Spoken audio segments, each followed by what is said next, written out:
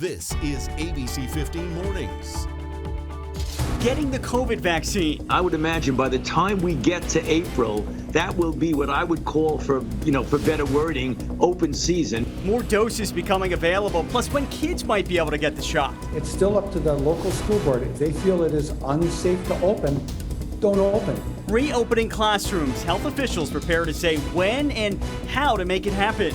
The biggest issue is elementary schools. There's one counselor for 2 elementary schools, K through 8. The mental health of students. Does Arizona need more money to get counselors in schools? You had people that were unable to get access to their money. The Rebound Arizona team with a lawsuit settlement that could help you pocket over $700.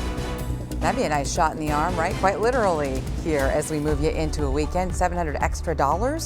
We can all use anything we can get right now. Good morning to you as we carry you into what is a holiday weekend around here.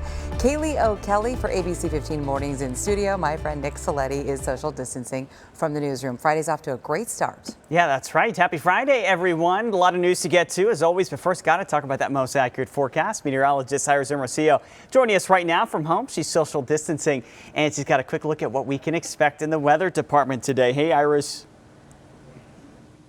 Hey, good morning. Let's talk about it because we're waking up to a lot of cloud cover across central and southeastern Arizona. And these thick clouds are managing to squeeze out some sprinkles in spots that you can see in the green, but not all of that is actually making it to the ground. Not enough moisture for that just yet, but those rain chances will be going up today as we track the first of 2 disturbances that are moving in back to back here over the next few days. Our temperature as you get ready to step outside, 56 degrees. It's a milder start thanks to that blanket of clouds. We're actually going to see these clouds thin out and I think clear out for the most part after 8 a.m. Through midday, look for mostly sunny skies with temperatures in the upper 60s by lunchtime. And then those clouds increase again as rain chances also go up too. It's not a high chance for rain, but about a 10% chance for showers here this afternoon into the evening as our temperature will end up a little cooler too, a high of 73 in Phoenix today. But we've got, again, those back-to-back storms coming our way, and that means more rain chances this weekend and better high country snow chances too. Cooler air in time for Valentine's Day. I'm going to take you through all of those changes in that 7-day forecast. But now we're saying good morning to our Chelsea Davis, who's watching our Friday morning drive. And Chelsea, we're all hoping for a Friday light. Yep, and you nailed it, Iris. That's exactly what we see right now with our accident log group traffic maps. And knock on wood, right? We want it to stay that way. Let's look at them together. We're going to start on the east side of town. US 60, I-10, the 101, all of the 202s looking clear. Even into and out of Maricopa, all green flows. On State Route 347 at this point.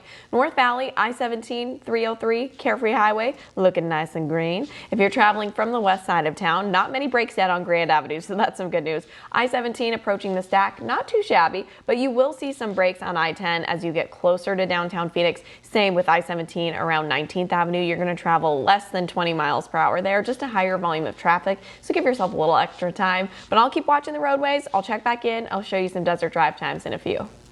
Chelsea, thank you. 6:03 on this Friday. Today, pharmacies in Arizona will join the vaccination efforts. Nearly 200 here in the Valley will get a supply as part of a partnership with the federal government.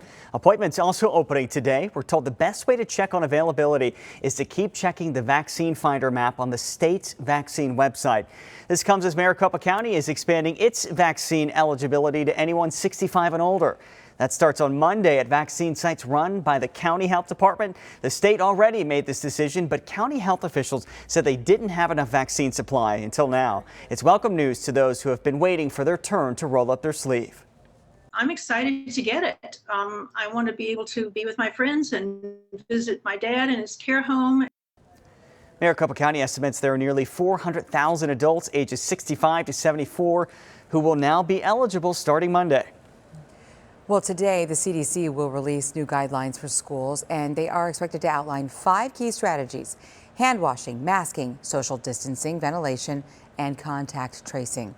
Research out of Stanford warns students in the U.S. could see their lifelong earnings cut by an average of 6 to 9% unless schools are able to make up for learning loss. Officials with the Biden administration say the plan is to give school districts guidance on when it's safe to open schools and how to operate safely.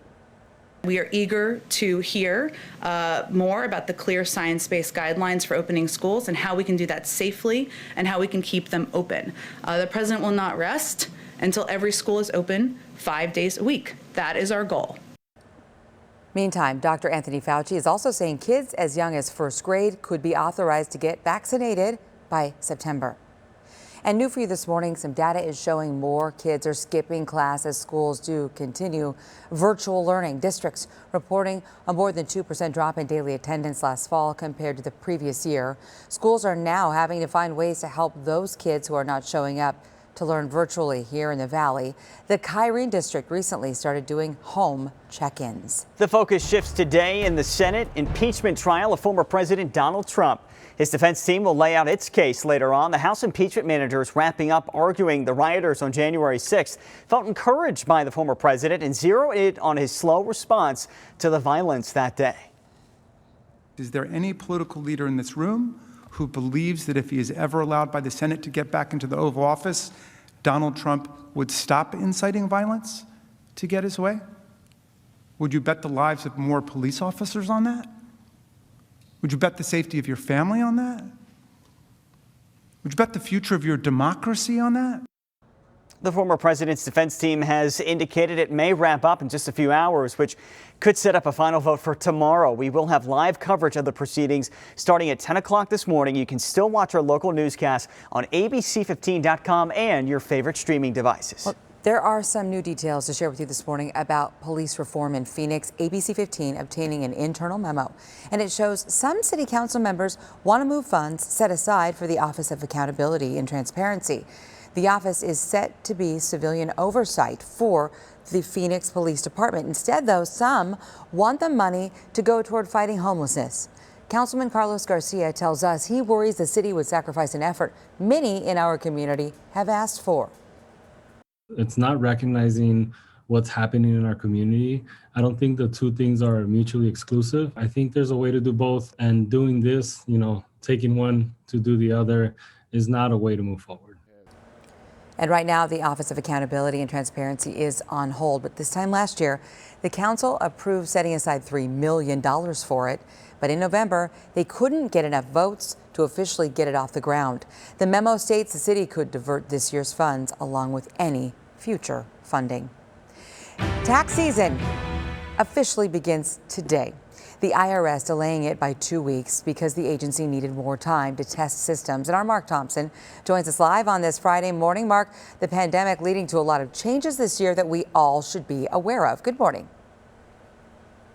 Yeah, good morning to you. And for some filing their taxes, it is going to be a little bit different this year, but the IRS stresses and they want to make clear that everybody knows the deadline is the same this year, April 15th. We've had some extensions in the past, but it is April 15th again this year. Also, the quickest way to get your refund is to file electronically and to use direct deposit. Now, if you go that route, you should get your money within 3 weeks. If you're still owed money from the first or second round of stimulus payments, filing your taxes early is likely the quickest way to secure those funds. Taxpayers who didn't receive a stimulus payment or who didn't receive the full amount that they were owed can claim the missing funds through the recovery rebate credit on their 2020 taxes. As for most of us working from home, that should not change how you file. Well, if you're an employee, it's not possible. If you're an owner or a real estate investor, a professional investor, then it is possible. So this is one case where employees don't get the same benefit as business owners. Now, as for those stimulus checks, recent surveys show that a large portion of Americans think that those payments are taxable, but the IRS stresses they are not taxable and you do not need to add those to your gross income. Well, they're not, because they're actually a credit against your tax. So they're not only are they not taxable, but they're not taxable for really any purpose. They're not taxable for state income tax either. Now, a couple of other new things this year. As for charitable contributions, you do not have to file an itemized return this year. And for teachers, you can now write off up to $250 for personal protective equipment that you purchased for your classroom.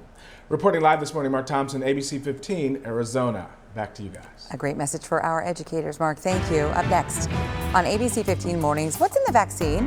What's not? A special Health Insider report answers the question so many of you are asking. Plus, a mission to educate and feed the most vulnerable on this morning's We're Open Arizona segment, an organization finding a more sustainable way of living.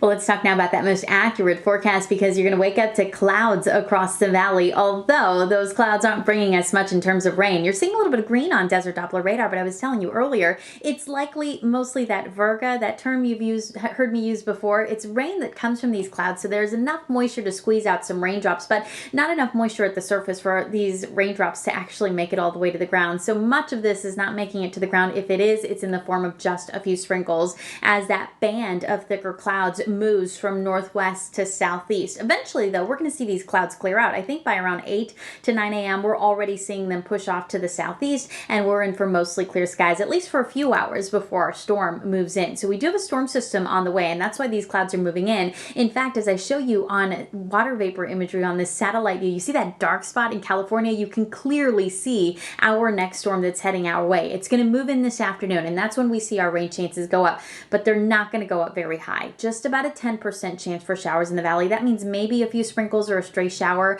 as you're heading home this afternoon, as you're picking up the kids from school. Again, that potential is there. A 10% chance from about noon to 8 today, then clearing out after that with mostly clear skies overnight. Temperatures will be a little cooler as this storm system moves in. We're waking up to temperatures in the 50s now, so it's actually a little milder than it was yesterday because of that blanket of clouds, but then by this afternoon, our high only reaches 73, about 3 degrees cooler than it was yesterday. So that's the first storm system that we're talking about. It will clear out by tonight, and then tomorrow morning we actually start the day with mostly clear skies around the state. Here's 5 a.m. But by tomorrow afternoon, our next storm system's already approaching. We're going to start to see some snow showers develop in the high country tomorrow afternoon and evening. And for the valley, there's a slight chance of showers late Saturday night, with our better rain chances coming overnight into early Sunday morning. And by better rain chances, I mean we're talking a 20 to 30% chance for rain. So this storm is not going to bring as much of an impact to the valley as it will across the high country. For us here in the Phoenix area,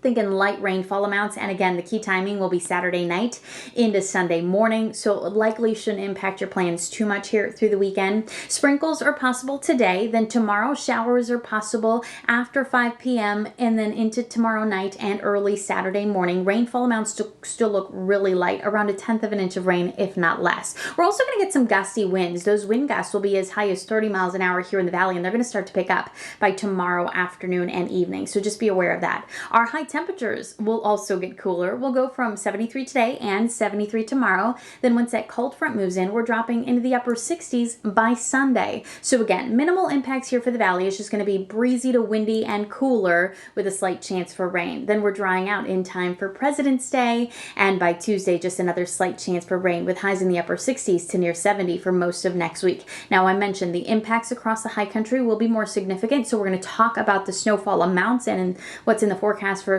folks up north here in the next half hour. ABC 15 Desert Drive Time, sponsored by Accident Law Group. All right, thanks, Iris. Looking forward to it. Let's look at our Accident Law Group traffic maps. We have Friday light conditions, everyone. Hooray! That was going to be rejoice and hooray. Instead, I just said ray. But you know what? It's great. Let's just move on, shall we? We're looking at the Accident Law Group traffic maps. My husband's off to the shoulder, or off to the shoulder. Again, traffic terms. Off to the corner laughing. Okay, get it together. Okay, east side of town, we look good. Lots of green flows. West side of town, you're going to see your normal stop and go on I-10 heading into downtown Phoenix, and you're going to see the brakes on I-10 start closer to 51st Avenue. So just a heads up there. I-17 around the Durango curve, also some slight brakes, but no reported crashes. North Valley looking clear and quiet. In fact, Iris was just talking about how she's going to mention the high country forecast. If you're traveling on I-17 north up to Flagstaff at this point, it's going to take you less than 2 hours to get up there, and all green flows, so that's some good news. The rest of the drive times are looking pretty good as well, depending on where you're headed for State Route 74 or maybe even US 60 if you want to head over to Wickenburg. So far, all green. All right, Chelsea, thank you. It is 6:17. You know, we all have questions, even concerns about the COVID-19 vaccine and the rollout. Our ABC15 Health Insider team, though, is taking your questions straight to the experts. These are medical pros here who deal with this on a daily basis, all to take you beyond the headlines for in-depth coverage on these issues so you can make the best informed decision for yourself and the people you love. One of the questions that we've been asked by so many of you is, what's in the vaccine and what is not?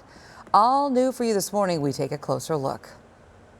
So, obviously there's always, anything new is kind of feared, right? As more people continue to get vaccinated in the fight against COVID-19, myth-busting efforts are also underway to ease fears tied to the vaccine. You don't have to wait until the vaccine becomes available to you to start questioning it. Start looking at it now. To help ease those fears and get you more expert information, we turn to our ABC15 Health Insider, Dr. Wasim Balan.